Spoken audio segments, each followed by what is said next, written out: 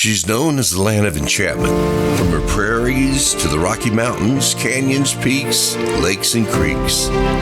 She's a proud symbol of blended cultures with a rich history of pioneers and indigenous people.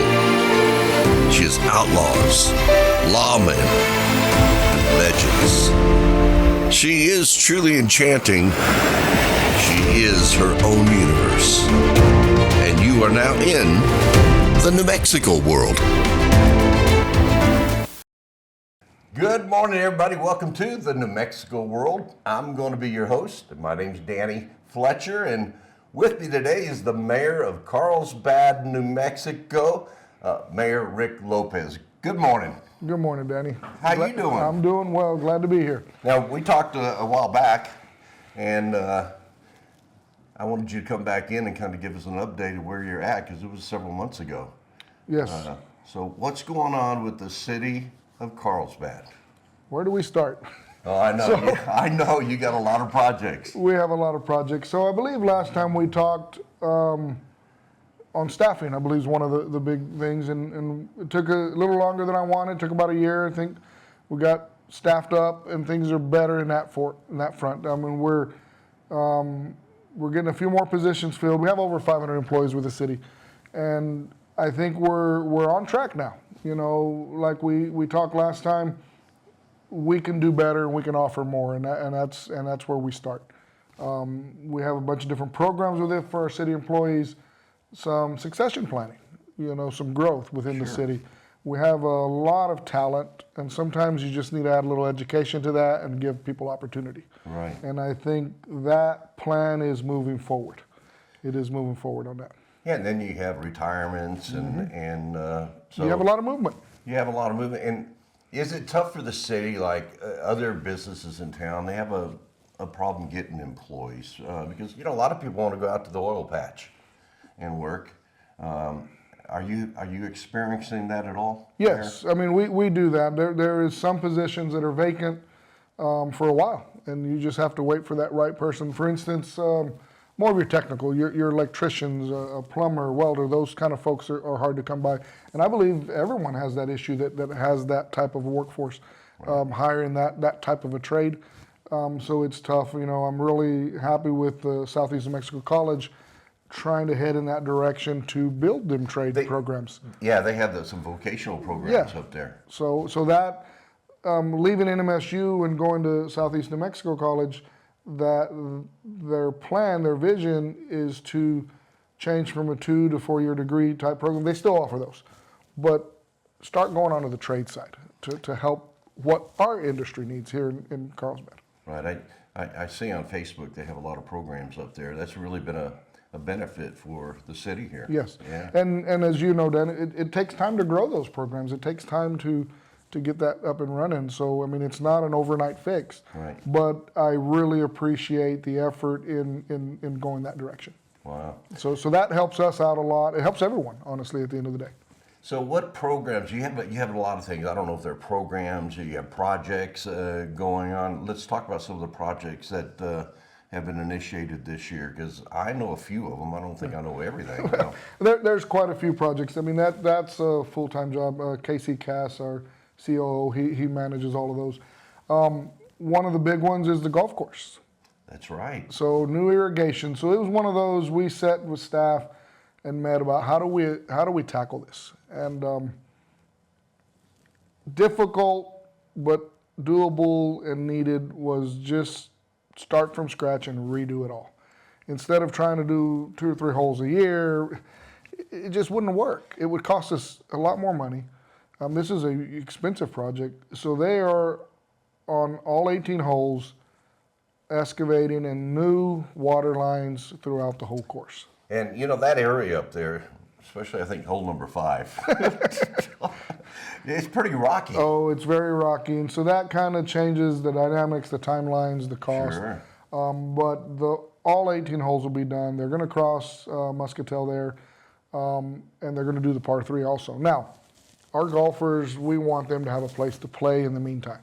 So obviously the par 3 is still open. We're allowing that to continue because they need a place to play golf. Right. And so We're hoping, what month are we in? We're in April. We're hoping by the end of the month, they're able to have, the driving range is open. So, and I'll come back to that project in a minute.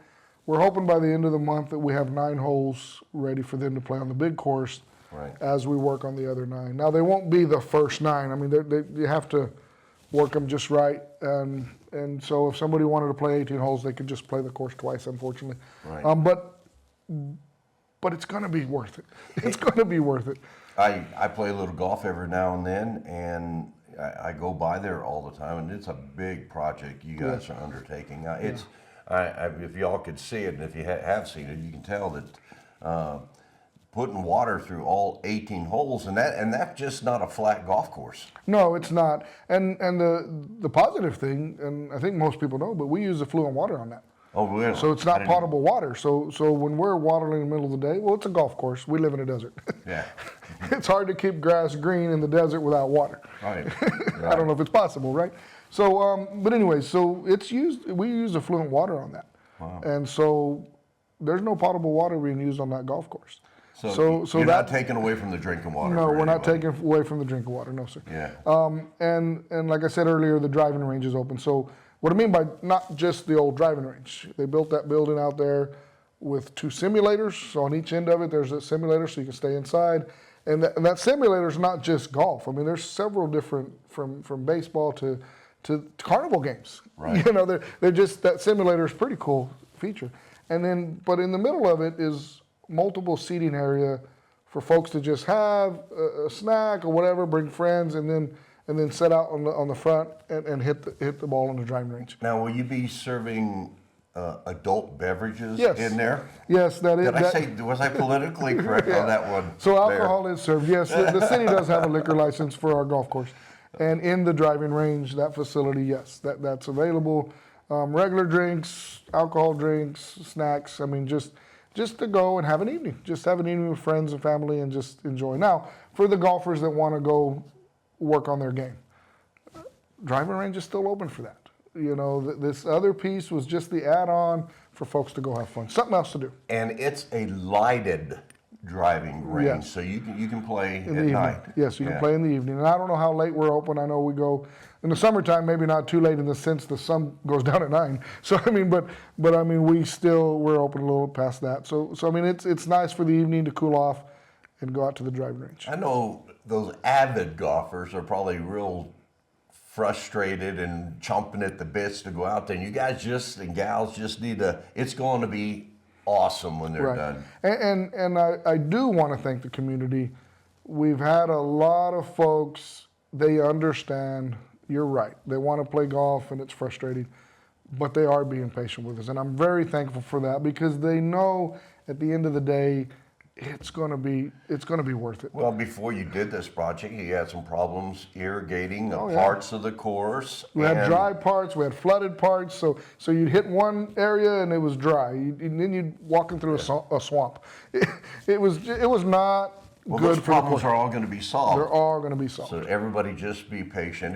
In fact, I don't have it right now to put in the podcast, but I'll go by and take a picture of that building and we'll put it in the podcast. Okay, thank you. When we're talking here. Right, and they're looking at seeding and overseeding because and if you understand our grass around here, Bermuda grass, needs a ground temperature of 50. You need to maintain that before it'll start growing. So as soon as we warm up a little bit, you're going to see on them scars that we have right now on the first 9 that we're opening up, that grass is going to come in fast.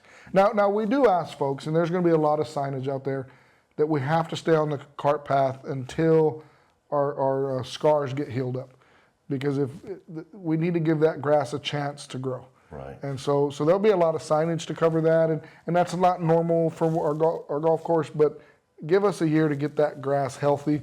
And then we'll go back to normal. And you're going to have the golf marshal out there making sure. And you know, the regular golfers, they understand that. Oh, definitely. And you can see that.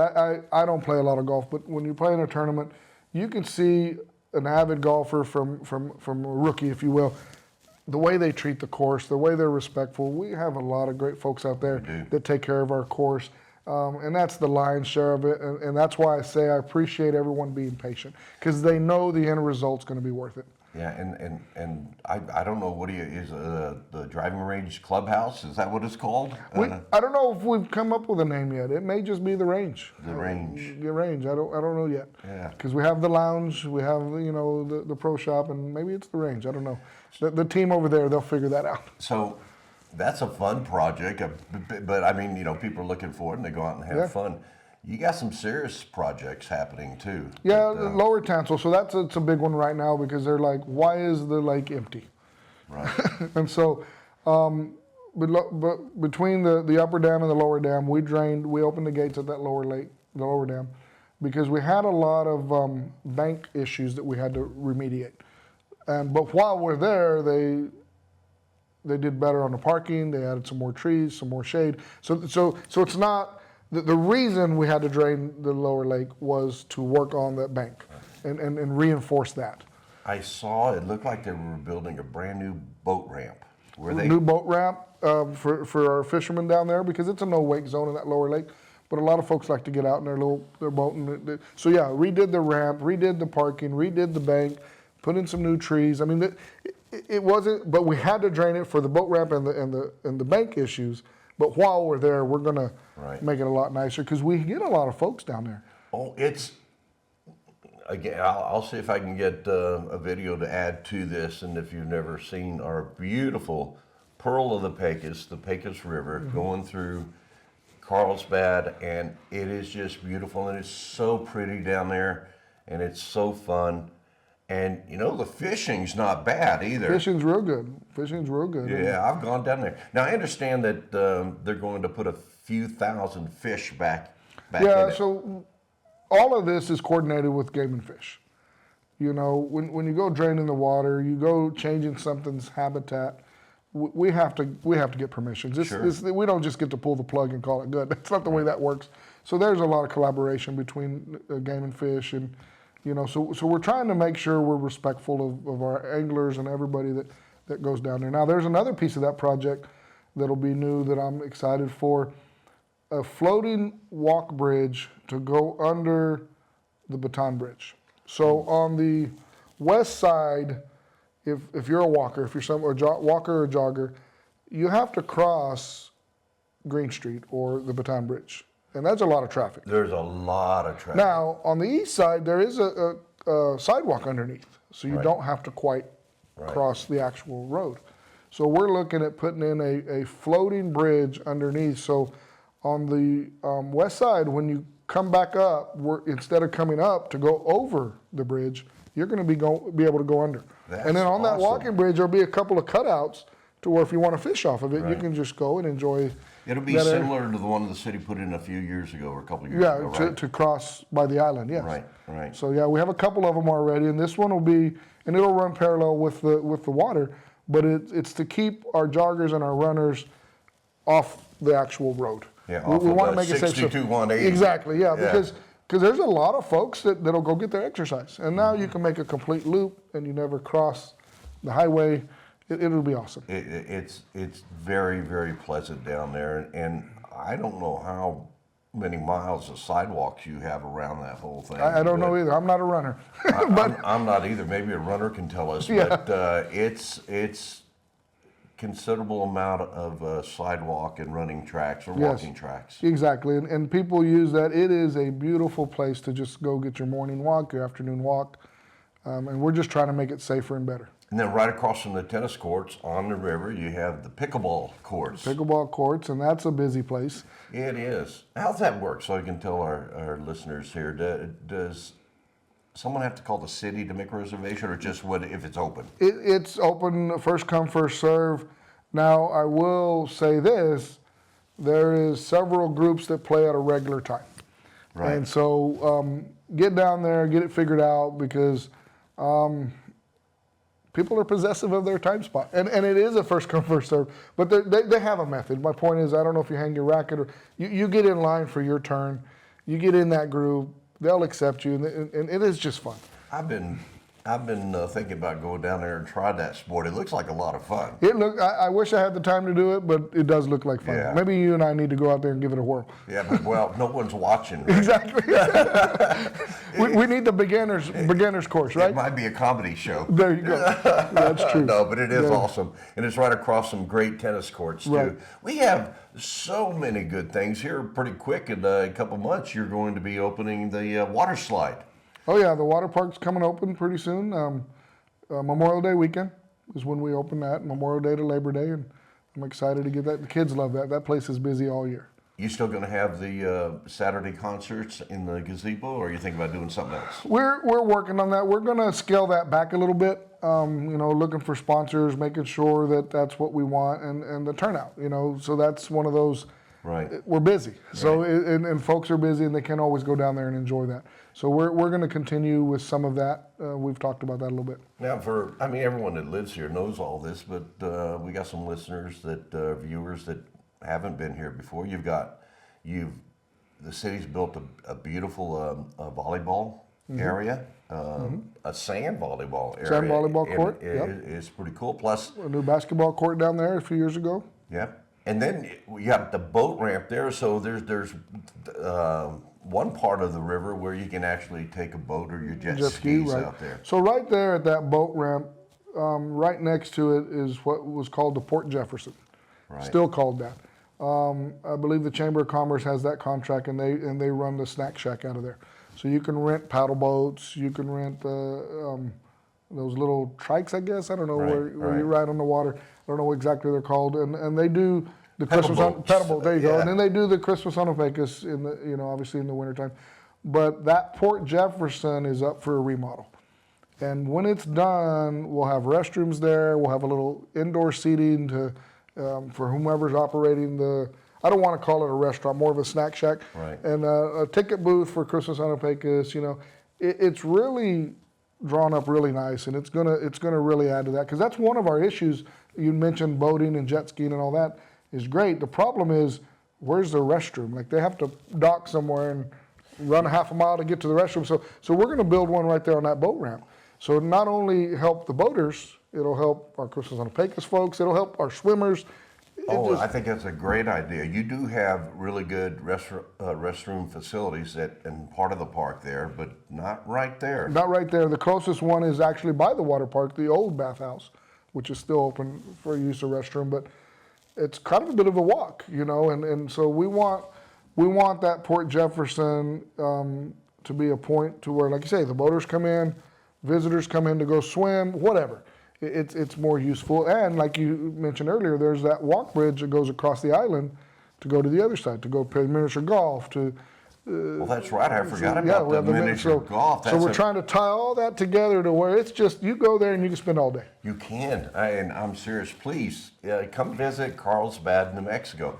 In fact, I think I've read a couple of places where in Midland, Odessa, and Lubbock, that Carlsbad is considered the best weekend getaway. It is. In this region. It is. Now, across the river, as we mentioned, we have Project Playground and the Rec Center. The Rec Center got a new HVAC system. We redid the concrete for the basketball courts, gave it a new paint job, and so now we're working on painting the outside. So the Rec Center will never be done. It's an ongoing project, but we've got a new HVAC system in there, so it's a little more, it's going to be better in the summertime.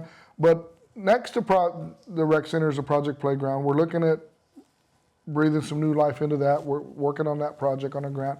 Haven't got too far, but we're looking at that. But just north of that, there's a big concrete pad in that old parking lot.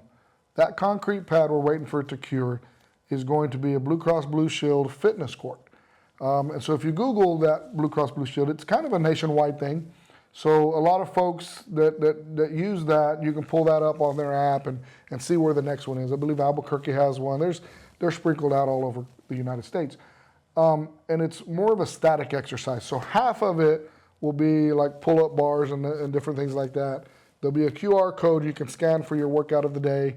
And so you can do that. And then on the back half of it is kind of a Zumba, a yoga, just a big open spot for folks to do that. So we're adding that to our beautiful park, our beautiful lake, to where if you want to go do your workout, it's just part of what we do there. It's pretty cool. That's awesome. Yeah, it is. That is, who came up with that idea? Great idea. Angie Testa found it, and Wendy, they brought it to me. They seen it a few years ago, asked, let's try it. And I said, let's try it. Well, you got two smart ladies Oh, right yeah, there. yeah, I think it's really going to be a nice add-on. I see people using that, getting up there early in the morning and getting their workout in, and what a beautiful backdrop. Oh, it is. You know, a lot of people say Carlsbad out in the middle of the Chihuahuan Desert, but that Pecos River is the pearl of our city. Well, and the city has done such a great job of improvements and showcasing that, and we're just continuing down that path. Yeah.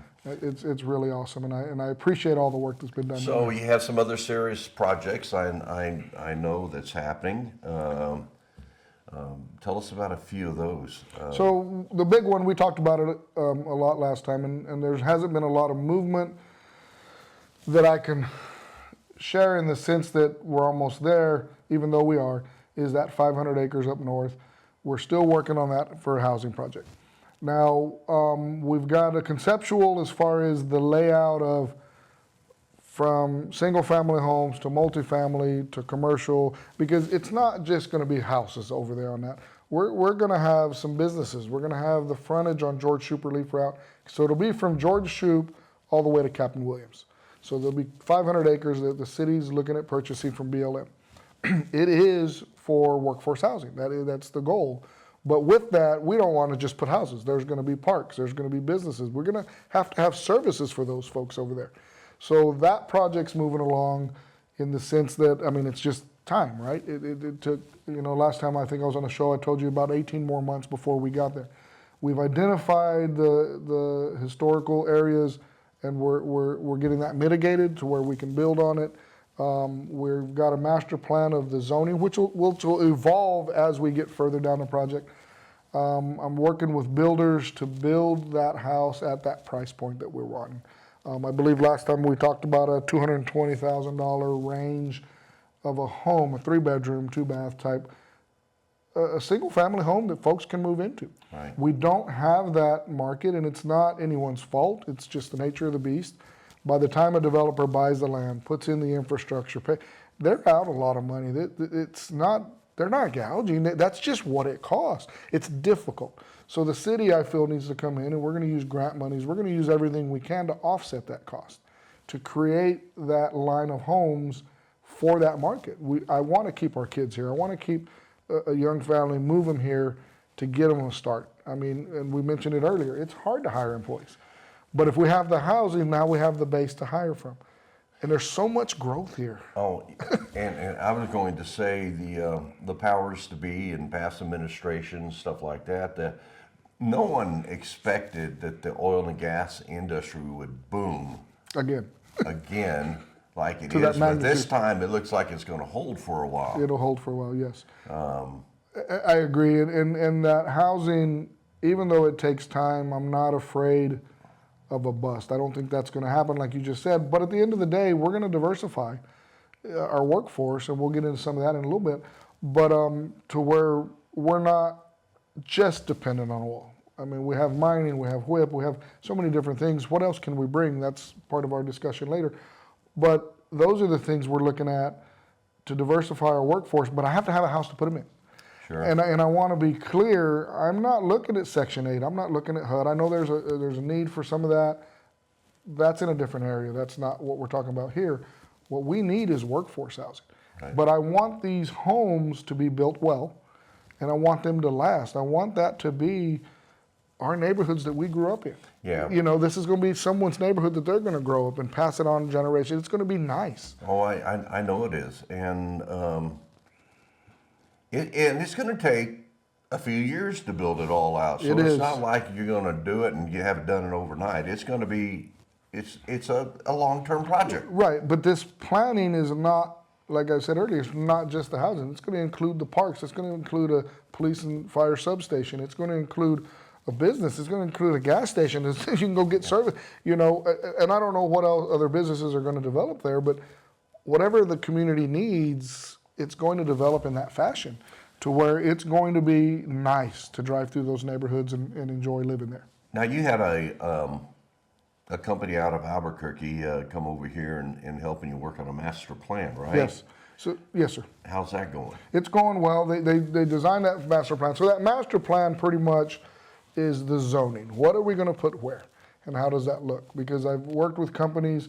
I talked to one recently about a townhome / apartment style, to where the two end were townhomes, and then the stuff in the middle was more apartments, separate buildings, but like a whole, I don't know, on a 10-acre plot, that would service all of those. And those are for rent. And then we talked about townhomes for sale.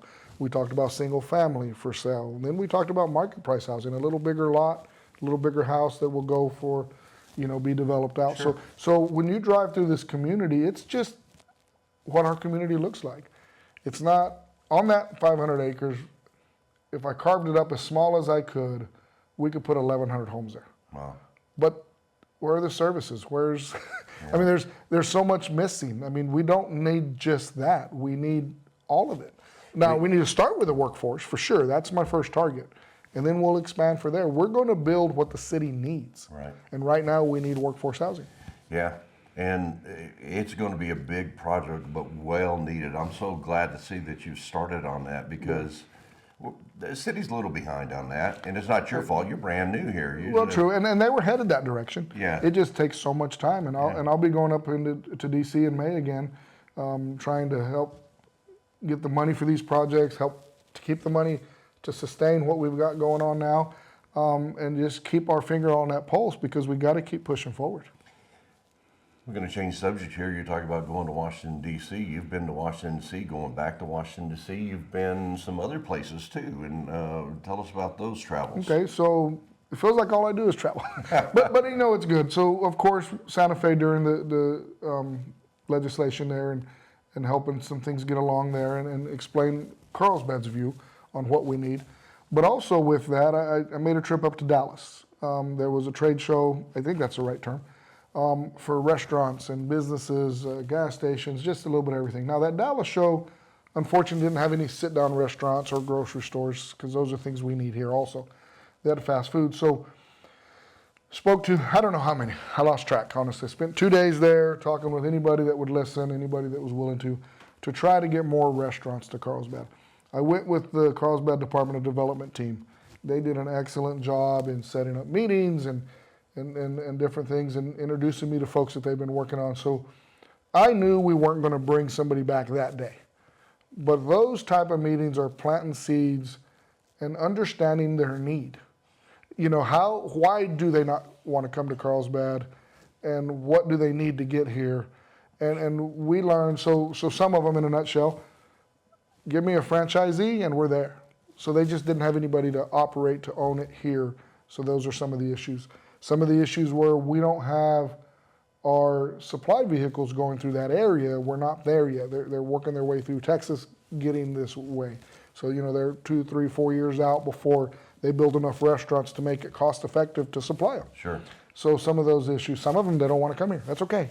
But at least we know what we're up against. So I think we did a really good job in planting seeds, getting information, getting some follow back with them to get them to come here. And now with that, I want to ask council to incentivize someone to come here. But what do they need? That's my question. Sure. Is I can envision an incentive, but if it doesn't work for you, we wasted our time. So I'm asking these companies, come to us with the request and let us work on that. And that's awesome. You, the mayor of this city, went to that event, went to that trade show, or whatever you call it, because you probably ran into some people that had even considered Carlsbad. Oh yeah. Well, it was, I'm gonna be honest with folks, it was kind of upsetting to look at their maps. So they'd put up this map of the United States of areas they were working in. Texas was highlighted, and a bunch of little spots of where they're operating. Arizona was highlighted with a bunch of spots in Colorado. I said, hey, you missed the whole state right here in the middle. They missed the whole state of The New whole Mexico? state. They don't even come to New Mexico. I said, Really? And so I'd get on to them a little bit and say, hey, you missed us. Well, give me a better excuse. I'm right here. You're coming to our town. Right. So, you know what I mean? So those things, again, I didn't know that. I'd never been to one. But I'm putting them on the spot. That's why you had to go. That's why I had to go. I need to understand that. But I feel that's my job. Whose job is it to sell Carlsbad to someone if it's not mine? You know? You're the head cheerleader. Exactly. So, and that's why I felt it was so important to go to that show. Now, they have another one, which is a bigger one in Vegas. Unfortunately, I do still work at WHIP, and I don't have enough vacation to go to this one, but I have one of my councilmen that said he would go, Anthony Foreman, Councilman Foreman. And so we're going to sit down and come up with a game plan. And this is what the Department of Development did for me, is after everybody paid to get in the show and you get a list, they set meetings. They said, here's our itinerary for the day. We're going to meet with this folks. They've made the phone calls before we even got there. We're going to meet with these. We want to meet with those. Couldn't get a hold of them, so we're just going to go to their booth. But they had me. They got me going. I mean, for 2 days, I was meeting after meeting after meeting, and they did an awesome job. So they're going to do that again for Councilman Foreman, and we're going to target sit-down restaurants. We're going to target anybody to talk to us. First of all. Supermarket for down south. We're going to target some of those that we feel we're missing, but we're also going with an open mind. Who else? Right. Who else wants to come to Carlsbad? And how do we get over these hurdles? Because some of them, I want to be on Pierce Street. Well, there's not a lot of land available there. Kind of built out. You know, it's not congested, but what's available? It's tough. And there's not much available. Exactly. Right, So those are the hurdles, but I need to hear that. I need to know why you're not coming here. Right. Then, oh, we looked at the census. Don't look at the census. That's not accurate. First of all, I don't know that anybody has accurate numbers because that was during that COVID time. Anyways, so that's number one issue. Number two issue, we have a lot of workforce here that was never tracked. And so I've invited them. I said, that number's incorrect. Come to Carlsbad, let me show you. Right. And so those kind of conversations help us be on their radar, I guess is my point. Yeah, I'm not sure what happened in the 2020 census, but in my opinion, and that doesn't mean anything, I think the city could have done a better job, and you weren't in charge then. No, well, even at that is, there's so many, that's an onion, to pull all them layers back to where we don't trust the government, I'm not going to give you my information, this doesn't do any good, don't bother me, what do you mean, where do I live? Well, I live here, but I live in Texas. There's just a lot of variables. What's the definition? I Exactly. spend 9 months out of the year here, but I don't get counted as a resident. Or I don't want to be counted. Yeah. So I mean, it's a tough spot. So, but I tell people, I said, yeah, the census says we're what, 38,000. We're not. We're double that minimum. We're double that. No. Look at our water usage. Look at our traffic. So Department of Development had an old video of traffic at a certain time, 7, 8 in the morning, 5 in the afternoon. Bumper to bumper through town, and anybody that lives here knows that. So they did a new video. It wasn't any better, it was worse, if you will, of just bumper to bumper traffic. I said, look, these folks are looking for a place to eat, looking for a place to shop, and I said, if you want to make money, you're going to make 10 times money here. I said, every restaurant that has opened here, and even though they're fast food, I understand that, Wingstop, it doesn't matter which one, I tell them, if you're not ready for record sales, you will be closed in 2 days because you will run out of food. Wingstop didn't believe us when they told them. That was before my time when they came in. The folks before me told them, look, you're going to be, and sure enough, by 5 o'clock, they broke their record, and they still had 4 more hours of sales. Day 2, they sold out of everything. Day 3, they had to close because they had no food left. Wow. And so that is,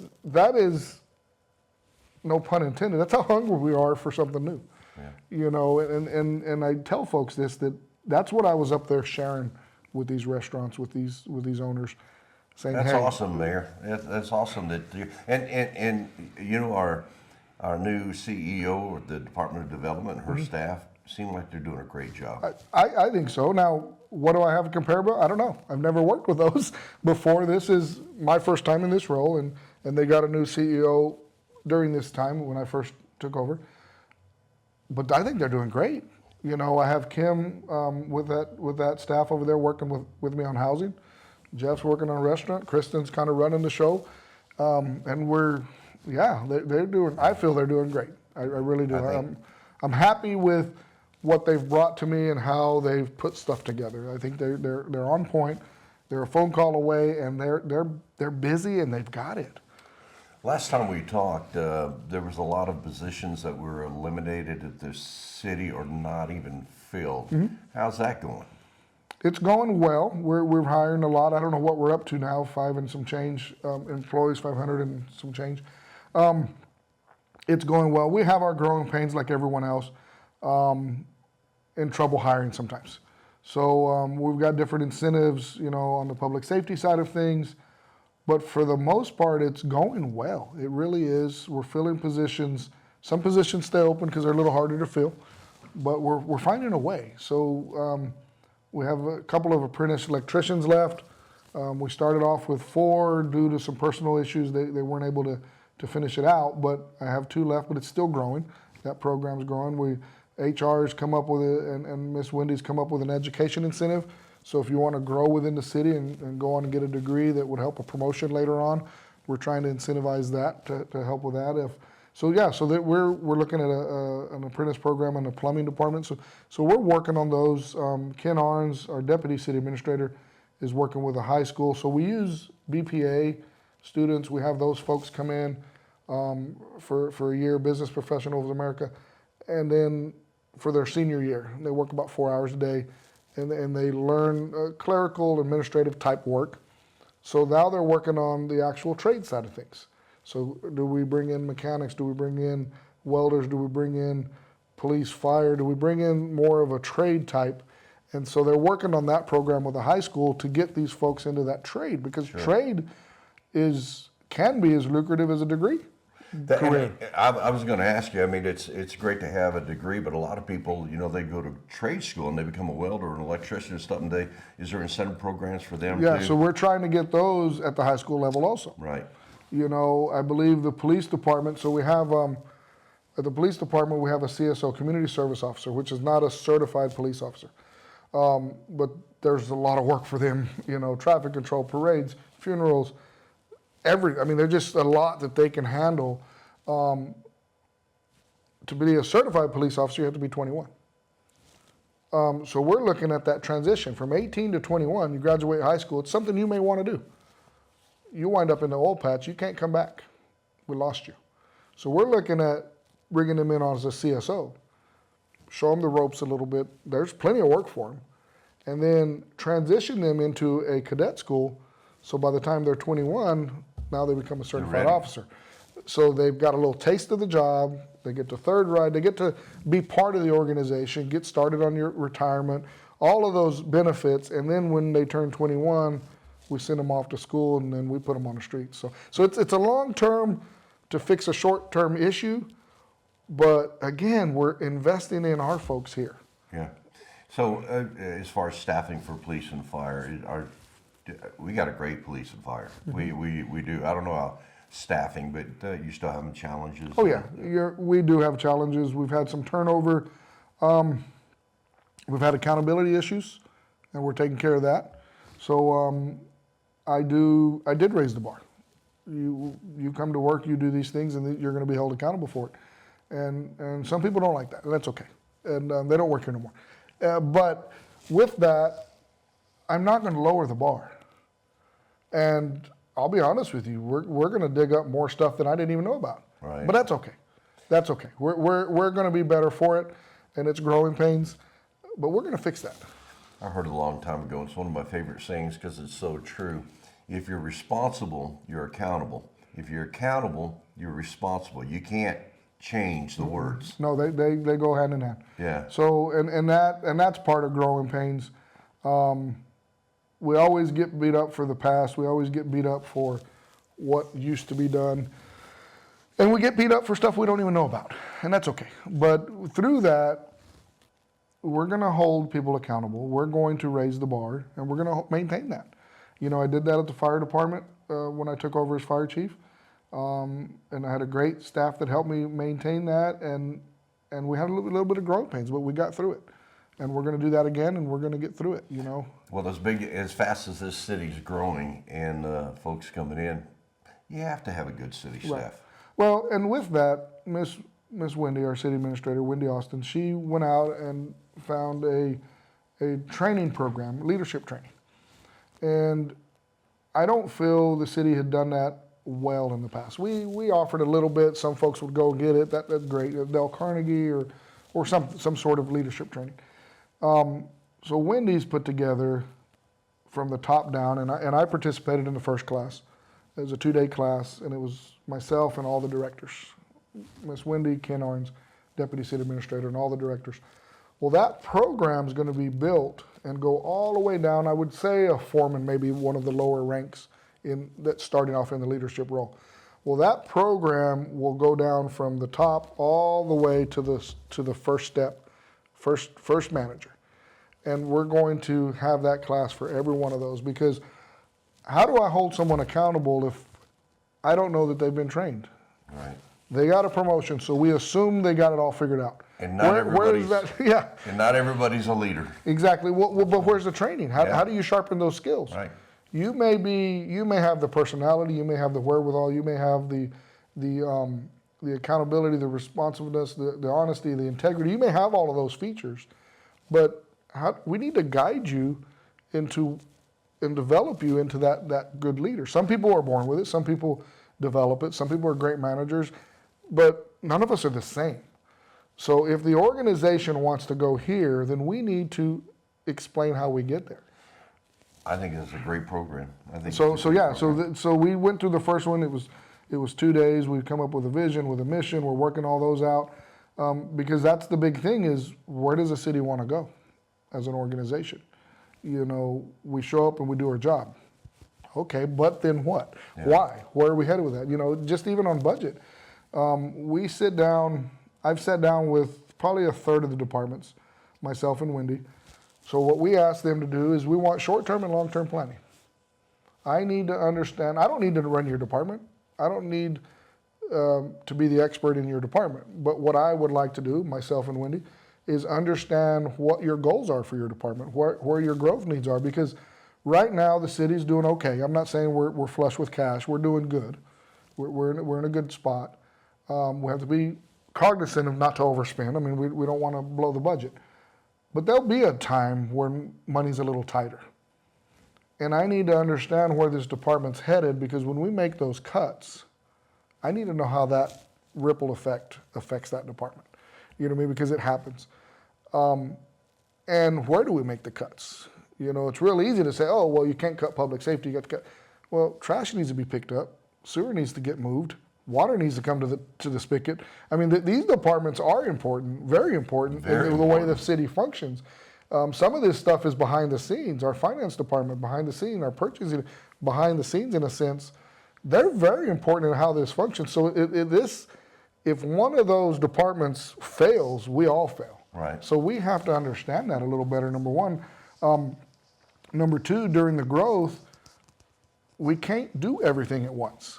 So we have to pace ourselves and not get too far ahead of ourselves. And there's so much to do. There's so many, but again, I can't be expected to know their departments as well as they do, but I have to have the opportunity to sit down with them and understand it. Right. And then that way, on the good side, we understand the plan. Great. What if we're not on the same page on that plan? Here they are working towards something that'll never happen. So that's a waste of time. So and I haven't run into that yet, but we've sat and talked out and hammered out some long-term goals that I didn't quite understand, Wendy didn't quite, and then between the director and all three of us, we got on the same page, and now we all know where we're going. It's a lot better harmony when everybody's singing off the same song sheet. Exactly, it is, and I'm telling you, we weren't far off, but it is very enlightening to sit down with these folks and hear about their department and see their excitement. They love what they do, and it's nice to be able to hear them out and understand better, because there's some things I'm clueless about. And so they sit down and explain it to me, and I'm wowed at what's going on there, of all the good work that is happening. So it's very important to me and Wendy to make that happen. I don't have my fingers on the heartbeat of Carlsbad, but what I do hear is very good things about you and your staff and the city staff. People have told me that a major improvement down there. Well, and I think sometimes we just got to get out of our way. Yeah. Because they know what they're doing, and with a little direction. I've had some meetings with with folks that things weren't going so well. And they were stressed to come meet with me. And I said, look, guys, things don't always go our way. But if we're working hard and we're trying, we can get through it. It's not, I'm not going to be mad at the person. I'd be more upset if I don't know about it. Right. But if things just aren't going right, I'll be honest with you, right now, there's a little hiccup. Our Cavern Theater, big project we're looking at opening, we're hoping to be done by the end of April, which we gave us some lead time to not open till June. That's okay, because we weren't 100% sure if everything was going to line up. Well, we have a carpet issue now. Don't know how long. Does it mean we're not going to finish by April or we're not going to finish by June? They were a little worried to tell me, but they did, of course. They said, you know, this happened this week, so they said, we need to tell you. And I said, well, what are we worried about? If we have to push it back, we push it back. We're going to do it right. We're going to do it. We're not going to go in there missing something. If we got to push it back a month, we push it back. We've waited this long. It's got to be right. And so that's kind of the conversations we're having, and staff will bring it to me though. They're like, you're not going to be happy, and they slide it across the table. But it's good communication, and that's okay. If they don't let you know, you can't fix it. Exactly. I said, we're not going to schedule something and then have to change our mind. I'd much rather push it back and give us some wiggle room. What we're talking than to about force is, it. What we're talking about is the Cavern Theater. How old is the Cavern Theater? I don't know, before my time. Yeah, it's a beautiful, and with the renovations they've done to it, it's going to be a showpiece. And so it's a historical building. Historical. It was donated to the city with the intent of remodeling in the historic vein, if you will, because that makes everything 10 times more expensive to maintain the history of it. And it's a movie theater / theater. I mean, now the theater piece is going to be a little tough because we don't have really the change rooms and all that. So you have to bring in a building or a mobile building to have theater. But the movie piece will be done there, and we're gonna show historic movies. You know, some of the old stuff. But you'll have some live acts there too. Oh yeah, right? we will, Yeah. and hopefully. So I don't know where the county is. They were talking about building a new jail down south. And if they were going to tear down the old one, make a parking garage or whatever. So there may be some buildings there that we can add or take over from the county, from the old jail, to turn those into change rooms and prop rooms and all that, to where a theater can do their thing. Because that's a whole other animal I don't really understand, but it takes a lot of room, a lot of time, and to do it right. And we want to make it to where they can do that. You have dressing rooms, you have to have prop rooms. Yeah, all that stuff. Yeah. So in the meantime, we'll be showing movies there, and Main Street was awarded a contract to manage that for us. Right, I read that in the paper. So I'm really excited for that. And again, we have a couple of issues over there in finishing, but we're going to finish it right. We're proud of that building, and we want to showcase it correctly. So we're not going to rush it. We're going to do it right. And like you said earlier, it's a historic building. So there's certain rules that we have to follow. We can't. I love the lights on the marquee or whatever that's called, the entrance there. Yes. It's beautiful. I've seen it lit up, and you can't help to smile. Yeah, it takes you back in time. I remember years ago, my dad, I believe, worked at Amax, and we had the Christmas party there, and I got my toy, and I got my stocking of candy, and my soda, and my popcorn, and watched a movie, and I thought it was the greatest thing. You know, my dad's work. We went over there, and they covered the tab, and it was just a real nice, some good memories is my point. It's a beautiful building. It's a beautiful building. So so we're working towards that. But those are the things that we have with staff. We find a problem and we find a solution. We have a problem, we find a solution. I know we could be here all day with all the projects. What's some other big prominent projects that you have going that we haven't talked about yet? As far as big projects, I mean, they just continue. So we're looking at recycling cardboard. I think that's one of the things we brought up. We're still getting the feasibility study done. We haven't quite finished with that. Another big one that we're working on, Miss Mary Garwood, Councilman Garwood, also beautification, is looking at other recycling efforts. Is how do we get on the map? So one of the projects was these wind turbine blades. I know we don't have a lot of those wind turbines in our area, but they're close. They're not in our landfill, but they're in someone's landfill. So how do we recycle those? So that's a big project that we're working on. Maybe we can be part of that. solution, to, again, back to diversifying, have different set of jobs here, but do something that's great for the environment, that's a benefit. So we're looking at that project along with the recycling of cardboard. And so recycling, I think, is one of the ones that's tough to tackle, but we're going to do it. We're going to be part of that. I'm surprised that we haven't had windmills out here because we've been getting quite a considerable amount of wind.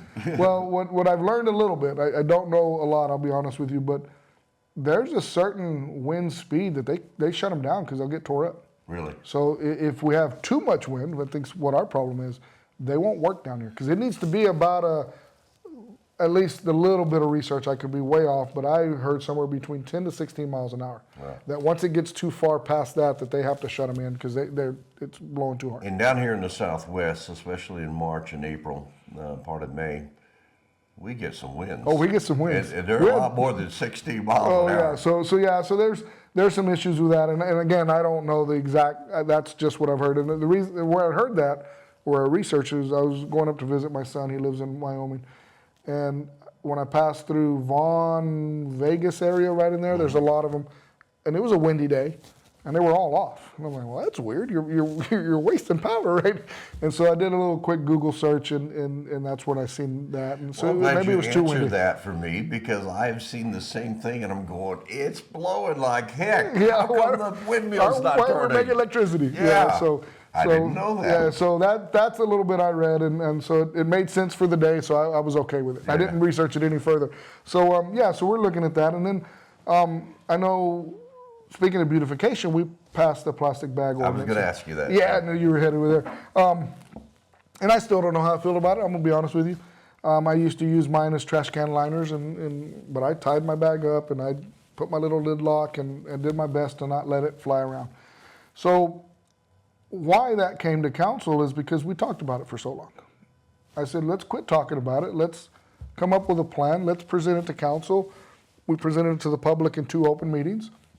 And the council does what they need to do. They're the voting stock. They're the ones that vote on policy.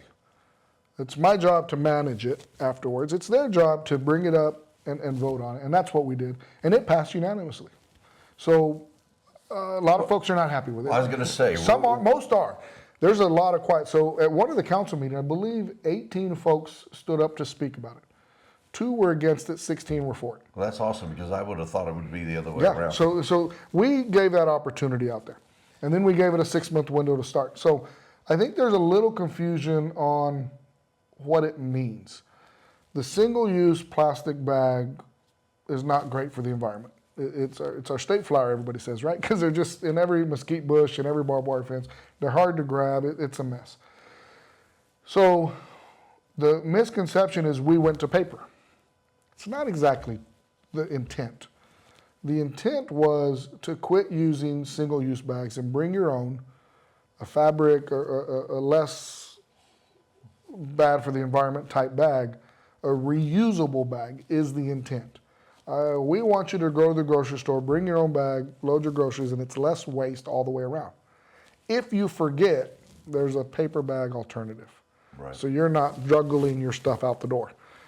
Or trying to take the cart out and dump it all in your car, and then you have to, at home, make 10 trips. Right. So the paper bag is when you forget, not in place of the plastic. That's, I think, some of the I'm like you, Mayor. I have negative and positive. It is, I think, already made an impact. There's not so many plastic bags in the mesquite bushes and the fences and stuff because, like we said, we do get a little wind, a lot higher than 16 miles an hour, and those bags fly around pretty good. Right, and and it's funny sometimes.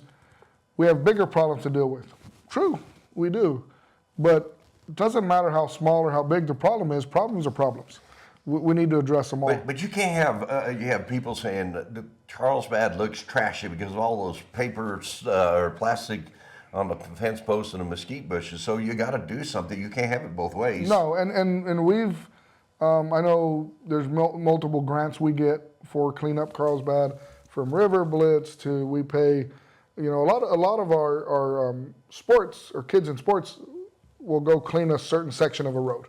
and there's monies to help, they get $500 or whatever it is to do that. So that goes towards their team, they do something good for the community. So it really works out. But the frustrating part is they clean it and it feels like 2 weeks later you couldn't tell. Right.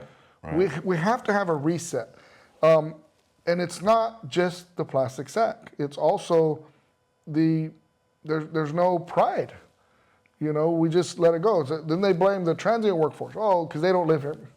That could be some of the problem. I'm not saying it's not, but some of us live here and don't care.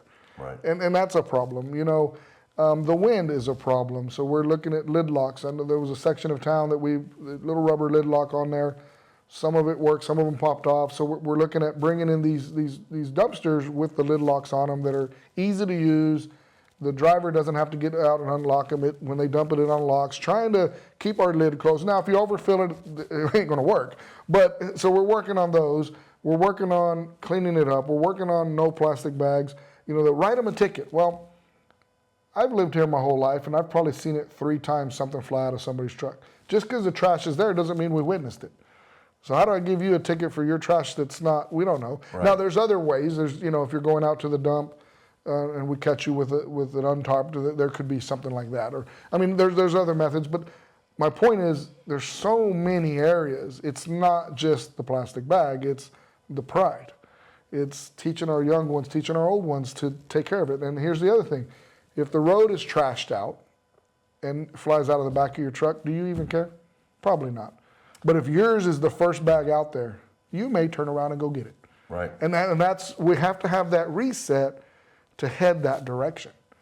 And some people were not going to change their mind, but I do think for the most part, if we do our job in cleaning up, keeping the weeds down, keeping the trash picked up, it is going to make a difference when it's all said and done. Sure. It just takes time to retrain the way we're used to. Absolutely. So what else do we need to talk about? Oh, goodness. There was another big one that, let's talk about the cemetery. Oh, that's right. I forgot about that. Yes. So at the cemetery, it was brought to my attention that we weren't following our rules. And what I mean by that is, it is a plot where you have a loved one rest for the rest of their life. For the rest of your life, I guess. That is their final resting point, right? And you have a nice headstone, you have a nice manicured area, but the rules weren't being followed of what that headstone looks like, what else you could put on there, how it's, I don't know if decorated is the right term, how they leave items in memory of. Right. And when the gentleman comes to mow, he's got to move all of that. Well, they're not going to put it back. Could you imagine if every site had something that he had to move and put back? It would never get mowed. Yeah, and it's not possible. And a lot of the headstones and stuff have candles and artificial flowers and plants and we want to be respectful of the ones that have been laid to rest there. So with that, for the last 2 or 3 years, the rules haven't been followed. They haven't been enforced, I guess is my point. So if you were to put out a headstone that wasn't by the ordinance, nobody did anything about it. So they got brought to my attention, it's getting out of control. Well, why haven't we followed the rules? The rules clearly say what you can and can't do. So we put a couple of councilmen and the cemetery board or committee on this task. Go through that ordinance and make sure as we're enforcing these rules that we're correct, because things change and things evolve. So they went through and they tightened up a few things. It wasn't major. And now we're enforcing the rules. We didn't change the rules. Those rules were there. They were already there. We're just going to enforce them now. And I know people are upset. But here's the reality. We want that final resting place for someone to be as beautiful as we can make it. And the way to do that is to have those rules followed. Now here's the other issue, is your loved one passes, you buy the plot, they hand you the rules. I don't know that. So I want to go put this there because I think it's pretty. Maybe, but it's against the rules. I didn't know the rules, you knew the rules. Because we didn't give it to everybody standing there. Right. The person that purchased the plot gets a set of the rules, do's and don'ts, and that doesn't get passed on. Not that it's wrong or right, it just doesn't get passed on. So I think I want to put this, because I think it's pretty, it's against the rules. And that's where the disconnect is. And we're not the only city that has those rules. No, we're not. It's a cemetery. You want the cemetery to be beautiful Yes. and a peaceful, restful place to come visit your loved ones and to sit around without watching something fly by you. A piece of trash. Well, not only that is your vision of this is beautiful. I may even agree with. Most of us might, but it's against the rules. And then now we're regulating on what's prettier. That's pretty enough. I think we'll leave it. Well, we don't like it. We shouldn't get into that game. No. These are the set of rules, and everyone just needs to comply. You may have a beautiful art piece that could go there, and it would look wonderful. But if it's against the rules, we can't. And I think that's the biggest disconnect is those, it wasn't that they were allowed, they were never stopped. They didn't know any better. Right, and so when it happened, I guess they were allowed in the sense that nobody said anything, even though it was clearly against the rules. And I know people are upset, and I do feel bad, but had they been enforced from day one, I don't think we'd be here. I don't think you'd be upset when you came and decided to do that. We're like, hold on, Mr. Fletcher, you can't do that because of, here you go, here's the rules. You may have been upset for a minute, but at least it didn't sit there for 2 years, and now you're being told. Right. And I don't think that was fair, but where do we start? We have to go back and say, we can't do this. Because if I grandfather you in, even though the rules were in place and we didn't follow them, I get that. But how's that fair to the next person? It's not. You can't play favorites. The We rules can't. are the rules. And we do have a beautiful cemetery. We do. That veterans area is awesome. Is awesome. Yeah, and we want that final resting place for your loved one to be manicured, to be beautiful, to be a peaceful place that you can go visit and just sit down and just and reminisce. You know what I mean? But it needs to be respectful of everyone there. You know, and I know there's a handful out there that are upset, and I do apologize for that, but the rules have always been there. These rules did not change. There's a few changes in there, but it had nothing to do with this piece of it. You and the city council just didn't make them up since you became mayor. They've been there. They've been there. They just weren't enforced, and it put us in a bad spot. Right. And it's tough to get back, but in 2 or 3 years from now, whenever everyone's compliant, everyone's following the rules, and that cemetery continues to look beautiful, I think we'll have a better understanding of why. I mean, and I think the heartburn is because it was not enforced. I can't say it was allowed. I guess it was allowed in the sense it wasn't enforced, but the rules always been there. Whomever bought the plot had the rules, and they haven't changed. And I don't want a big sign of all the rules. I don't want it to look. I don't want it to distract from the beauty that we do have there. Well, I think you're doing a great job on the city, and you have to do that, Mayor. You have to do. Those are the tough decisions. It seems to me that you're really enjoying being a mayor. I am enjoying it because I'm a problem solver. That's what I feel. I feel that's my purpose, and I am enjoying it. I've got great folks that work for the city. All I do pretty much is we sit down, we come up with a solution, and they put it together. They make it happen. They execute. My workload is just trying to gather all this information from all these different areas and put the right person on the job. And these folks are knocking it out of the park. So, and that's the exciting part, because they're the ones doing the work behind the scenes, of course, sometimes. But we sit down and we have these great conversations. And I'll be honest with you, half the ideas aren't even mine. We just, hey, here we have a problem. Let's sit down. I bring in the right group and we just hammer it out. And then we walk out of that room and everybody's excited because we have a solution. We have a plan forward, and it's just so exciting. I've been in a lot of your meetings, and you run a great meeting. Thank you. It's you got an agenda. You follow that agenda. You don't belabor things a long time. You get in there, you get the meeting, and it gets done. It's not a good old boy session. Well, no, it's a work session. And yes, and the reason I feel that way is because we do have work to do. And I know my folks, they put in a lot of time. I don't want to waste their time. I want it to be important. I want them to feel that when they were there, they got something out of there. They participated, they learned, they got some good marching orders, they had good input, because they have a busy day ahead of them. And I know, for instance, Miss Wendy, she's there way before 8 and way after 5, and I don't know how or why, but she comes in on a Sunday to get some quiet time and get caught up.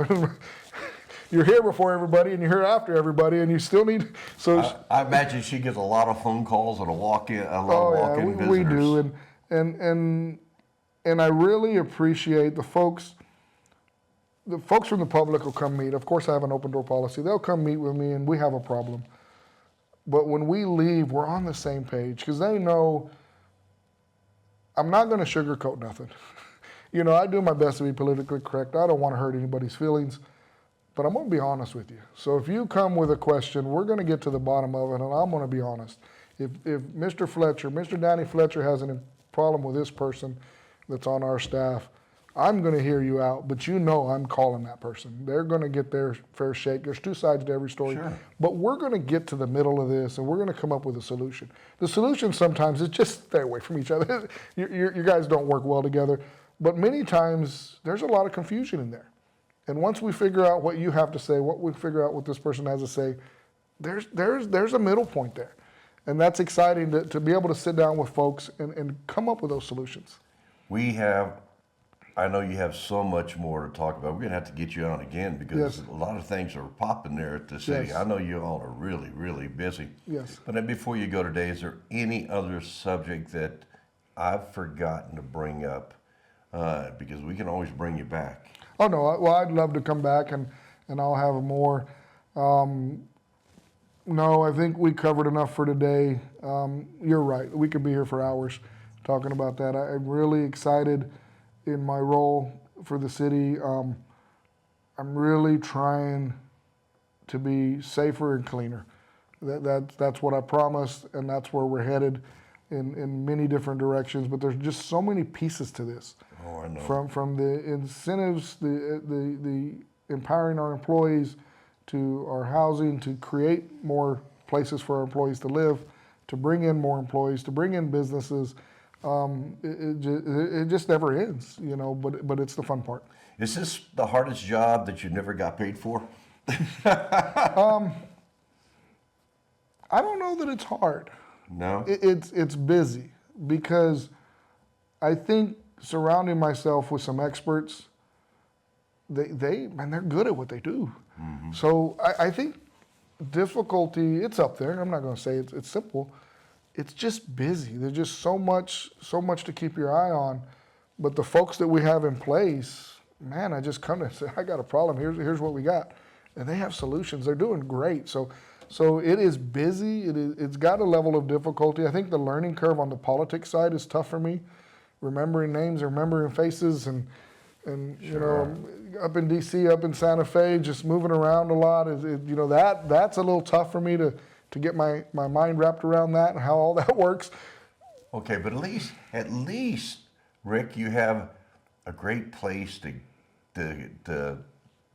get the stress level out there in Cloudcroft. Oh yes, I've got my little place up there, and I don't get to visit as often as I want, but if we can get up there once a month for a couple of days, it's a good little reset. I do a little work up there and stay busy. Now, I heard from here's a fun, I heard from a bird that you're going to get to go turkey hunting up in the Sacramento Mountains. Yes, I'll be up there for a week. So rewinding a little bit, when I worked at the fire department, I also worked at H&R Block. I did taxes for 19 years. Well, as we know, end of tax season is April 15th. Mm-hmm. The beginning of turkey season is April 15th. There you go. So working 2 jobs, that was my busiest time of the year from January to April. Obviously finishing out in April was crazy busy, because there's a lot of procrastinators out there, believe it or not, especially when it comes to taxes. Why do you look at me when you say that? Well, I haven't finished mine yet. Mine was always the last one anyways. But anyway, so I was pretty wore out when it came to April 15th. And so that was my reprieve to go. Buddy of mine, we go up there, you know, we've taken a couple other folks with us, but me and him we've been doing this for 20 some years. Sometimes we're successful, most of the time we're not, but at the end of the day, it's a way to just let your hair down, relax, and just take a breath. So up in the Sacramentos, there's not a good cell coverage, so we used to camp there. And so I'd climb up the top of the hill in the morning, call my wife, check in, how's things going, handle a few emails, a few texts, and then come back down the mountain. Well, now at our place, I do have cell coverage, so it's not as stressful. I can still deal with business, but it is my way of just going, getting out in that cool spring air, walking the mountain, and if we see birds, great. If we don't, well, it's okay. Still all good. It's still all good. And now my grandson, he's 11. He passed his hunter safety, so he'll go up a couple of days. That's awesome. So that's going to be fun. Since they're off on Good Friday, this happened to be Easter weekend also. My wife's going to run him up there for us, and he can't miss too much school. So I'll take him for a couple of days and kind of show him the ropes. And so that's going to even add another piece of it. Finish it out with Easter. That's awesome. So the whole family's going up on Easter Sunday. So it's going to just be a good week to get a good reset and then get back in it, because the following week I got to fly to Idaho for a conference. And then 2 weeks later I fly to D.C. to go meet with a delegation. So I'm about to get busy all over again, but that'll be a good reset. Well, you go enjoy yourself up there, and best of luck to you. Well, thank you. I appreciate that, and I look forward to that every year. Just it's a good relax. Oh, it's good. And well, I appreciate you coming by today. And I need to come sooner because And we have so much to talk about. We'll have you here more. Rick Lopez, the mayor of Carlsbad, New Mexico, been a great guest. I'm Danny Fletcher, and you have been in the New Mexico world. Watch for my next episode. Thanks for listening. Bye. Thank you.